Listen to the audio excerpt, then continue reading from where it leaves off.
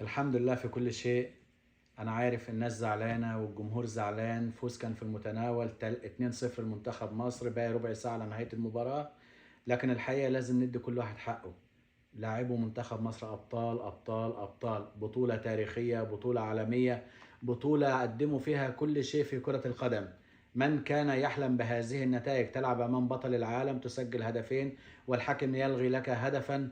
يعني المفترض ان النتيجة كانت تبقى 3-0. بعد كده سرحان شوية، تركيز، عدم تركيز شوية، خرج الفوز من ايدينا. لكن الحقيقة منتخب مصر قدم بطولة على اعلى مستوى، بيلعب قدام بطل العالم، قدام ميسي، قدام الارجنتين، قدام اسماء كبيرة جدا. ورغم ذلك شفنا ازاي زيكو بيسجل واحد من اجمل الاهداف. منتخب مصر عمل بطولة رائعة على اعلى مستوى. تحية كبيرة لحسام حسن، الجهاز الفني، كل اللاعبين سواء اللي شاركوا او اللي ما شاركوش. علينا ان احنا نفخر بهذا المنتخب.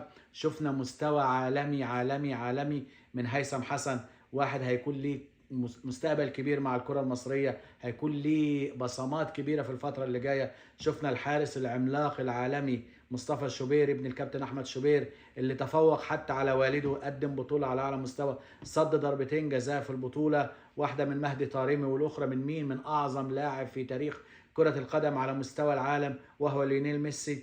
علينا أن نفخر بتيشيرت منتخب مصر، نفخر بلاعبي منتخب مصر، نفخر بما قدمناه، بطولة ونبني عليها للمستقبل. بطولات جاية كتير قدامنا، أفريقيا عايزين نكسبها، قدامنا كأس عالم قادم إن شاء الله نوصل ليه، ونوصل لأبعد من دور ال16.